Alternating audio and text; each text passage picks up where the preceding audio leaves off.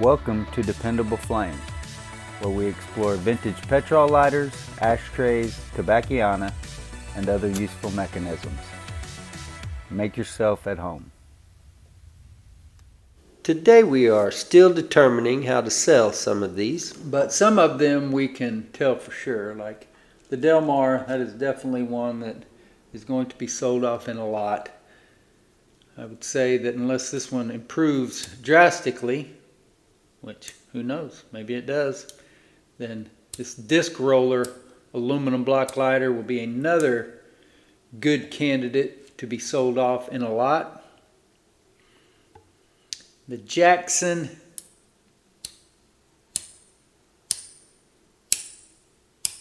that looks like maybe that could be tightened up a little bit, but it looks like that has reached the end of its adjustment. It's tightened up as far as it can go.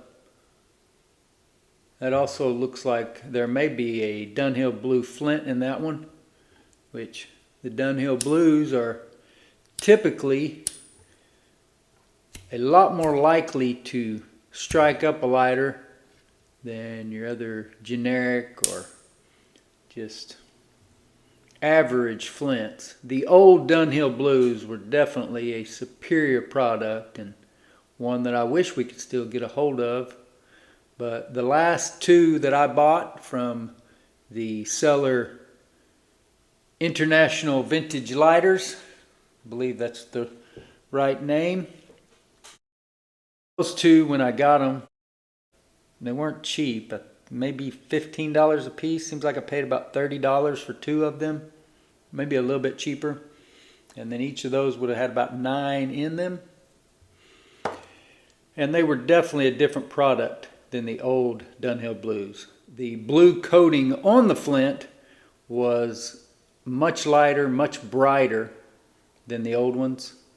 And the spark was not anywhere near the overwhelming shower of sparks that I was used to with the older Dunhill Blues.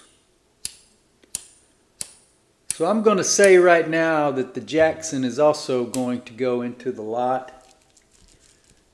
With that, having a Dunhill Blue Flint in there and not igniting any better than it is, that is not going to make the cut. And this is a lighter that I really don't know what to do with. It is marked Featherlight, I believe. Yeah, Feather along the top and then Lite along the bottom.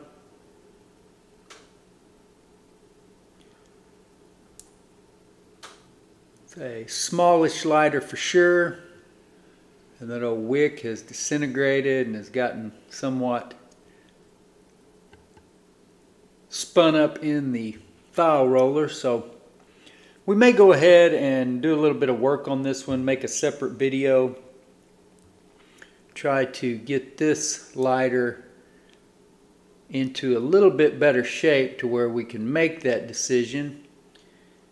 Or we may just go ahead and put this one in the lot. As a matter of fact, I'm going to go ahead and make that call right now. As much as I would like to do some more work with this one and possibly have the ability to sell it individually as a working reliable lighter and also therefore document it with its own page on the website in perpetuity, showing off the pictures and the video that were included in the listing. Because of the time that we have, I may change my mind over the weekend, but chances are this lighter will get sold off in the lot with the others. That would make those 3 over there. We've got this Crown Lighter Corp from Milwaukee, Wisconsin. There, it lights up on the second time. That's not too bad. Of course, the first time, every time, would be ideal. But as I mentioned earlier with vapor lock, some of these may be suffering from vapor lock. definitely could be a problem with that Crown Lighter Corp. Also this Coast. So we'll check those out later. This is a lighter with a Dunhill Blue Flint in it, which had seemed to be working a lot more reliably.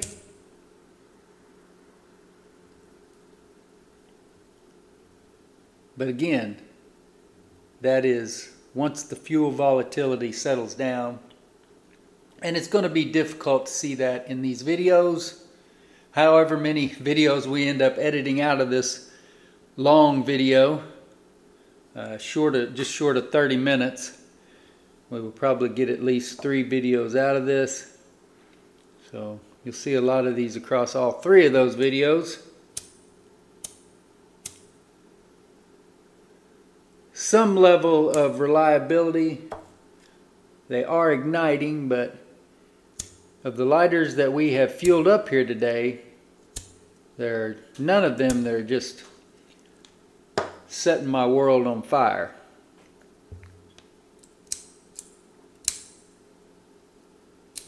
This lighter is made by Buxton in Japan.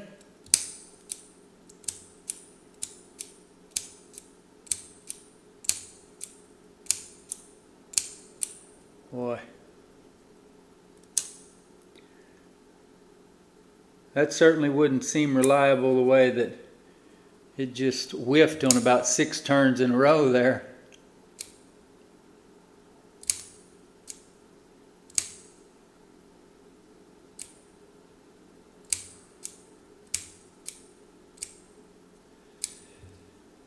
So I will keep these all set aside, and like I said, I'll use them as I can over the weekend. But there are definitely some here. The Semper High Zippo, that one will be listed and sold. I believe the box for that one was a Things Remembered gift box. So we'll dig that out and have that included in that listing. This Crestcraft lighter with an enameled emblem of the state of Oklahoma. This Cygnus table lighter that we acquired some years ago and has been part of our personal collection. Those are all 3 good working lighters that will be sold individually. The jury is still out on at least these 5 right here in the middle. Those 3 over there, those are probably going to be sold in a lot. So stay tuned. Check back, and we will give you an update of what we figured out on all these and which ones we are selling off as a lot.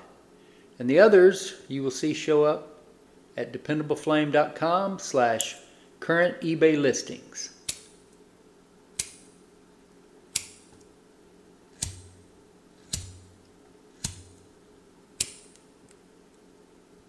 Until next time.